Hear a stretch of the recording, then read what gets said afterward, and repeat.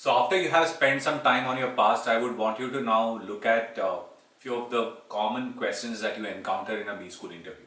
So one of the most important question and very common popular question among most of the interviewers is tell me something about yourself.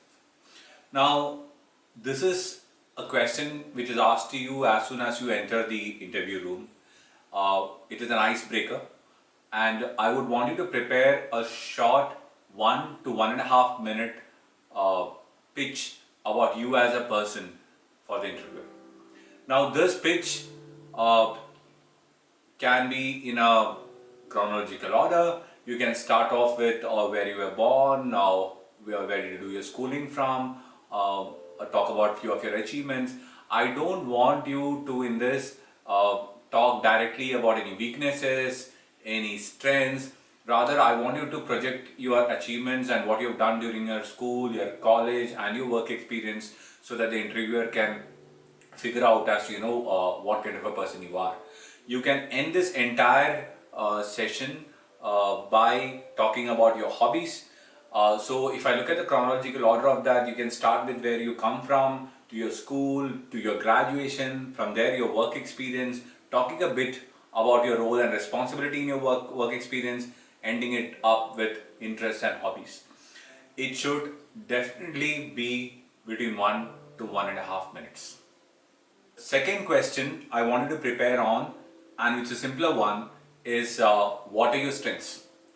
Since you have done your introspection already, it would be an easy task for you now to come out and pick up 3 strengths of yours and also 3 weaknesses of yours. Now, when I'm talking about weakness, I want you to be very critical of yourself, but not project any kind of values in front as weaknesses in front of your interviewer. So it's okay to say that my communication skill is weak if you really feel your communication skill is weak, or to say that public speaking is a problematic area for you and you would like to improve that if you really feel so, but you definitely cannot speak honesty, laziness, or any such values as weaknesses. Another important question that I would like you to work on is what are your hobbies? You need to build up on your hobby if you have one. If you don't have a hobby, don't try to create one, because you may encounter questions which you may not be able to answer.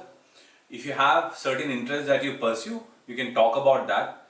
And if you have any achievement in your hobby or interest area, please make sure that you put it in front of the interviewer at the time when you're talking about tell me something about yourself. After you have prepared these 3 questions, I want you to prepare now one of the most important question that you will encounter in your B school interview, and that's why do you want to do an MBA? So before you get into and talk about why you want to do your MBA, I would like you to connect it a little bit up to your past, probably your work experience or what you've done in your graduation, and then connect it to the curriculum, and then from there connect it to what you want to do in the future, and hence why MBA, right? So when you have to do this, you also have to have a good idea about your short-term goals as well as your long-term goals, because you're doing an MBA for looking at a career after MBA. Probably the first few years after MBA, which is about 2 to 3 years after MBA, is your short-term goal, where you will land up as a junior manager in your desired field.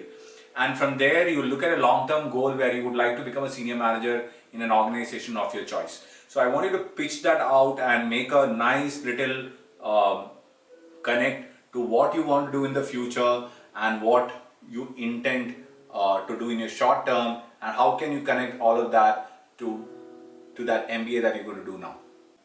So that's all about today's session. I want you to work on these 5 questions and get back to us whenever you have time, so that we can sit with you and make sure that we go through your answers and let you know whether what you've written down is correct. And once we have closed it and we have said that that's a good answer to go with, let's keep that aside in your PDP book and keep looking at it once in a while, and go to the next module of preparation and then look at what you need to prepare next, right?